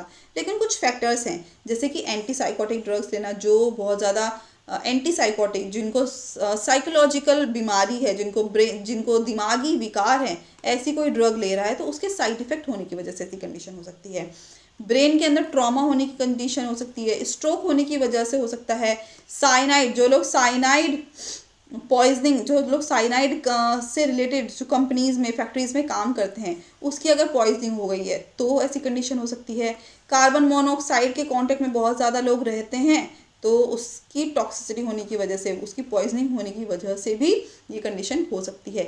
और जेनेटिक भी हो सकता है। नेक्स्ट है पैथोफिजियोलॉजी। तो पैथोफिजियोलॉजी क्या है? जो बेसल गैंग्लिया है, तो हमारे ब्रेन के अंदर बेसल गैंग्लिया पार्ट है, तो बेसल गैंग्लिया के सबस्टेंशिया नाइग्रा पार्ट में ये डोपामीन प्रेजेंट होते हैं। और जो बेसल पार्ट सबस्टेंशिया नाइग्रा का है उसमें जो डोपामीन है वो कहीं ना कहीं डिस्ट्रॉय होना शुरू कर देते हैं। अब जब डिस्ट्रॉय होना शुरू हो जाएंगे तो डोपामीन का जो लेवल है वो धीरे धीरे कम होने लगेगा, डिप्लीट होने लगेगा। और एक्साइटेटरी एसिटाइल कोलिन और डोपामीन के बीच में क्या होगा? इम्बैलेंस होगा, ठीक है। डोपामीन कम हो जाएगा, एसिटाइल कोलिन बढ़ जाएगा, और इसी कंडीशन में पार्किंसंस डिजीज हो जाएगी। नेक्स्ट है इसका क्लिनिकल मैनिफेस्टेशन। तो बॉडी का मूवमेंट कम हो जाता है, तो हाथ हिलाना, पैर चलाना, बोलना, एक जगह खड़े रहना, बॉडी का जो मोटर मूवमेंट है, जो मोटर है वो क्या होगा? धीरे धीरे कम हो जाएगा। धीरे धीरे बॉडी के अंदर कमजोरी आने लगेगी, दौरे आने लगेंगे, सोचने में कंफ्यूजन होने लगेगा, ठीक है। कैलकुलेशन हमारा माइंड नहीं कर पाएगा, ठीक है। तो सोचने में दिक्कत आने लगेगी, थिंकिंग प्रोसेस अफेक्ट करेगा, चबाने में, ठीक है, खाने में, सोने में, ये सब कंडीशन क्या हो जाएगी? खराब हो जाएगी। और कॉन्स्टिपेशन जैसी कंडीशन भी हमें दिखती है। नेक्स्ट है non pharmacological management. Non pharmacological management मतलब लोगों को एजुकेट करना चाहिए, लोगों को बताना चाहिए कि पार्किंसंस डिजीज हो रही है तो उसको कैसे ट्रीट किया जाए, उसमें किस तरीके से अपने बॉडी को कंट्रोल किया जाए। न्यूट्रिशन अच्छा लेना चाहिए, खाना पीना हमारा पोषक तत्वों से भरा होना चाहिए। एक्सरसाइज को सपोर्ट करना चाहिए, मेंटल एक्सरसाइज करनी बहुत अच्छी एडवाइस है इसमें। नेक्स्ट है फार्माकोलॉजिकल मैनेजमेंट। तो डोपामिनर्जिक ड्रग्स को हम ले सकते हैं। डोपामिनर्जिक ड्रग्स मतलब जैसे कि लिवोडोपा है, कार्बिडोपा है, ठीक है। कुछ अदर ड्रग्स भी हैं जैसे कि एमेंटेडिन है, ब्रोमोक्रिप्टिन है, सेलिजिलिन है, एंटीकोलिनर्जिक ड्रग्स हैं। क्यों एंटीकोलिनर्जिक ड्रग्स? क्यों? क्योंकि एसिटाइल कोलिन के लेवल को जो बढ़ा हुआ है उसको क्या करती हैं? कम करती हैं।